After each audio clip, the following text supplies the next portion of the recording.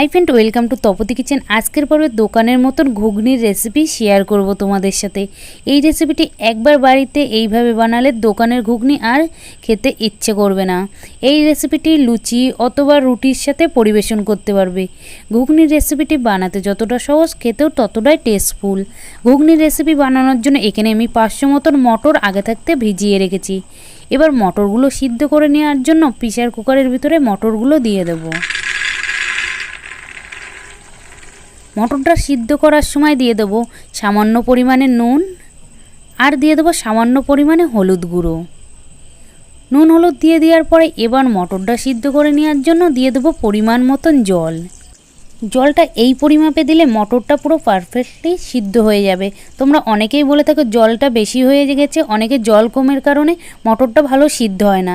মটর যতটা তার কিছুটা পরিমাণে 1 কর মতন জল নিয়ে নেবে, তাহলে মটরটা পারফেক্টলি সিদ্ধ হয়ে যাবে।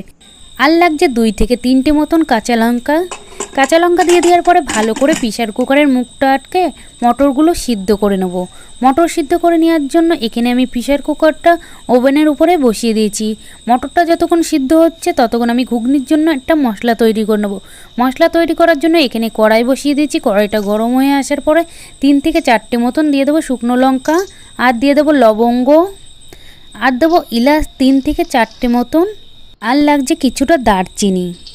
এই উপকরণগুলো আমি 1 থেকে 2 মিনিট মতন ভালো করে ভেজে নেব। 1 থেকে 2 মিনিট মতন ভালো করে ভেজে নেওয়ার পরে দিয়ে দেবো 1 চামচ মতন গোটা জিরে,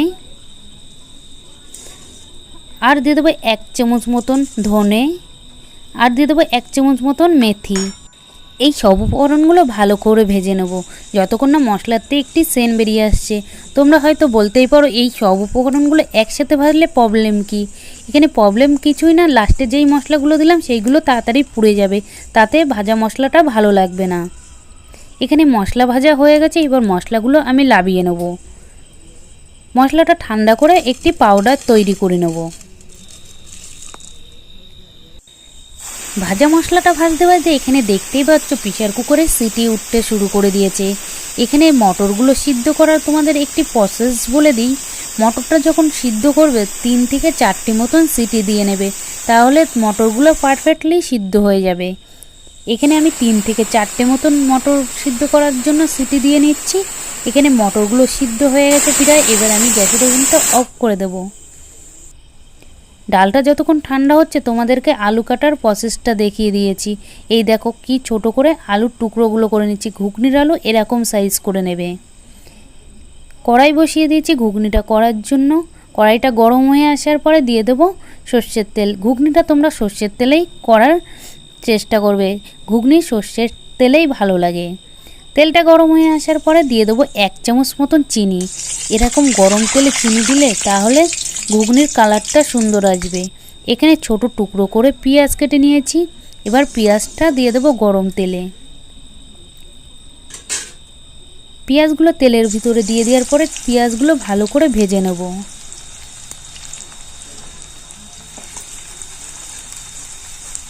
পেঁয়াজটা বেশি লাল করে ভাজবে না এখানে, তাহলে খেতে ভালো লাগবে না। এখানে আমি সামান্য পরিমাণে পেঁয়াজটা ভেজে নেব।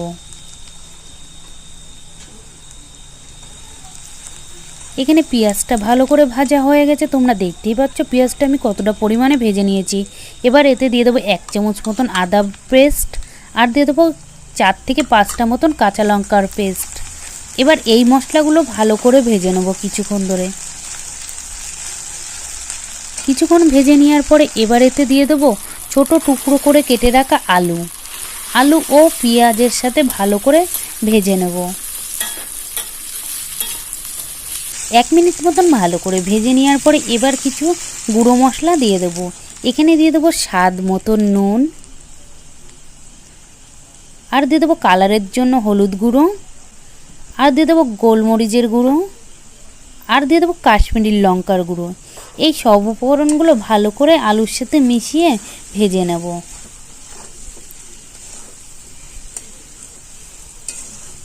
কিছুক্ষণ ধরে ভালো করে ভেজে নেব। ভালো করে ভেজে নেওয়ার পরে এবার দিয়ে দেবো ছোট টুকরো করে কেটে রাখা টমেটো। এখানে আমি একটা বড় সাইজের টমেটো নিয়েছি। টমেটো আমি তেলের পরে ব্যবহার করিনি, এইভাবে কিছুক্ষণ ভাজা হয়ে যাওয়ার পরে তারপর টমেটোটা দিয়েছি। টমেটোর থেকে এবার যেই জলটা গলবে সেই জলটা ভালো করে শুকিয়ে নেব, আর আলুটাও ভালো করে সিদ্ধ হয়ে যাবে। ভালো করে কিছুক্ষণ ধরে কষিয়ে নেওয়ার পরে এবার এখানে আলুটা ভালো করে সিদ্ধ হয়ে গেছে, তোমরা দেখতেই পাচ্ছ। এবার দিয়ে দেবো যেই সিদ্ধ করে রাখা মটরটা কতটা পরিমাণে সিদ্ধ হয়েছে তোমাদেরকে সেটাই দেখিয়ে দেব। তোমরা দেখতেই পাচ্ছ মটরটা খুব সুন্দর সিদ্ধ হয়ে গেছে।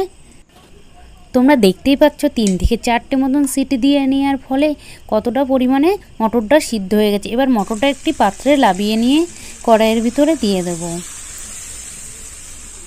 এবার আলুর সাথে ভালো করে মটরটা মিশিয়ে নেব নাড়াচাড়া করে।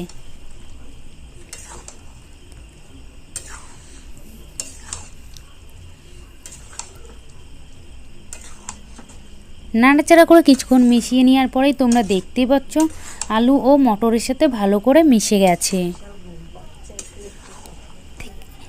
আরও কিছুক্ষণ ধরে ভালো করে নাড়াচাড়া করে নেব, যাতে ঘুগনির যে জলটা ছিল সেই জলটা যাতে শুকিয়ে যায়।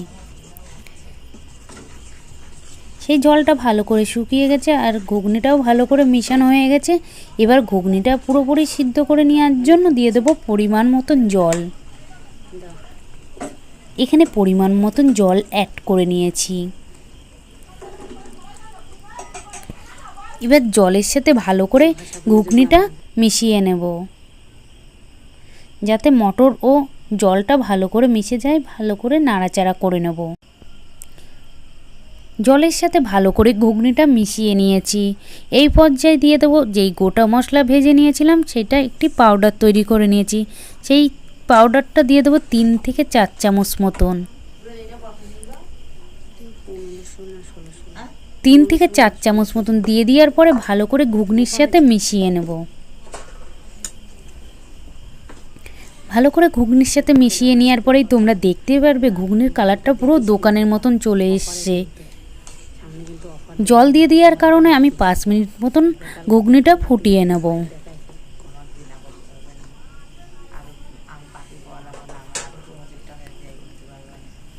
তোমরা দেখতে পাচ্ছ ঘুগনিটা কতটা পরিমাণে ফুটতে শুরু করে দিয়েছে। ঘুগনিটা বারে বারে নাড়াচাড়া করে নেবো, না হলে তলায় লেগে যাওয়ার সম্ভাবনা আছে। তলায় লেগে গেলে ঘুগনিটা খেতে ভালো লাগবে না, তাতা গন্ধ বেরোবে। সেই কারণে বারে বারে ঘুগনিটা নাড়াচাড়া করে নেব। ঘুগনির রেসিপিটি একবার হলেও বাড়িতে ট্রাই করে দেখতে পারো। পুরো দোকানের মতন টেস্ট বাড়িতেই তৈরি করে নিতে পারবে, তাহলে আর কষ্ট করে তোমাদের দোকানে যেতে হবে না। এই রেসিপিটি একবার হলেও ট্রাই করে দেখতে পারো। বানাতেও যতটা সহজ, খেতেও ততটাই টেস্টফুল। এই রেসিপিটি লুচি অথবা রুটির সাথে পরিবেশন করতে পারবে। পুরো দোকানের মতন ঘুগনির রেসিপিটি তৈরি হয়ে গেছে। এখানে আমি পরিবেশন করে নিয়েছি। ঘুগনির রেসিপিটি যদি ভালো লেগে থাকে অবশ্যই লাইক কমেন্ট তোমাদের বন্ধুদের কাছে শেয়ার করতে ভুলবে না। আর আমার চ্যানেলে যদি নতুন হয়ে থাকে তাহলে একটা সাবস্ক্রাইব করে দেবে এরকম নিত্য নতুন রেসিপি পেতে হলে।